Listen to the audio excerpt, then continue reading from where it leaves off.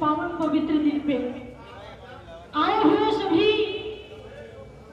गुरुजन, कवि, कलाकार बंधु और विरहा के श्रोता बंधु, मैं इस मंच के माध्यम से आप सभी का स्वागत वंदन अभिनंदन करती हूँ और आशीर्वाद की कामना करती हूँ।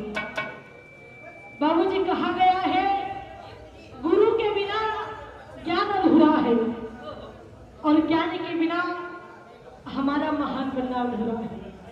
हमारे जीवन में गुरु का महत्व जरूरी है, क्योंकि हम जो गाते हैं, बजाते हैं, बोलते हैं, उन्हीं की देन है।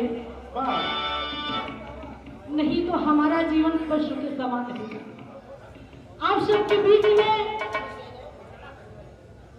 4 लाइन गुरु के विषय में पेश है और बहुत ही सम्मानित गायक कलाकार आप बड़े भैया राकेश यादव जी, पुष्प की पंखुड़ी में गुथा हुआ पुष्पहार और साथ में बहुत सारा आशीर्वाद देकर सम्मान किए हुए बहुत बहुत नमन है, आशीर्वाद की कामना है।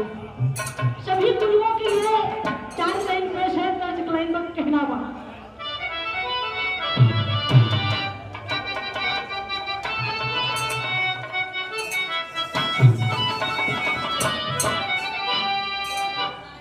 तर्ज ना कह के भाव पे आ जाएगी, नहीं तो संचालक महोदय तुरंत इशारा करे लगी है।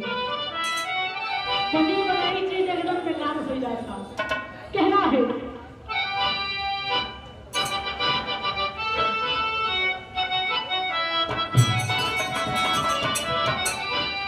कोई नहीं जानी हो, कोई नहीं जानी महिमा गुरु के बदले, कोई नहीं जानी हो, कोई नहीं जानी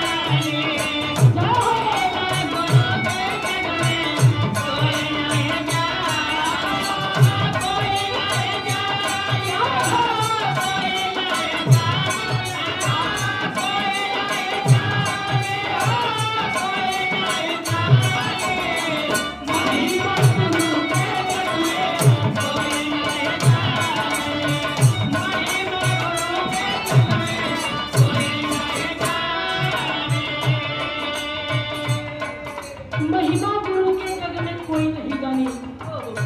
गुरु के वर्णन जितना करवा उतने कमवा, सागर है। कहना है अंदर में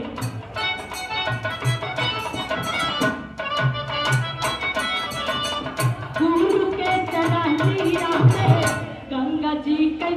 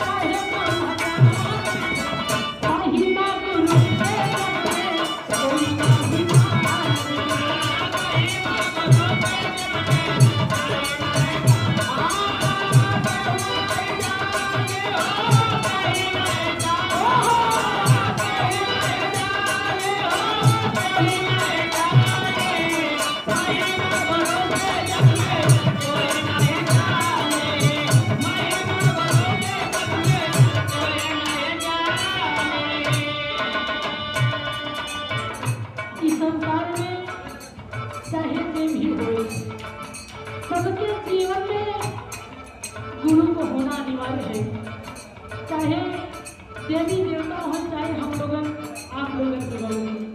अगले अंतर में कहना है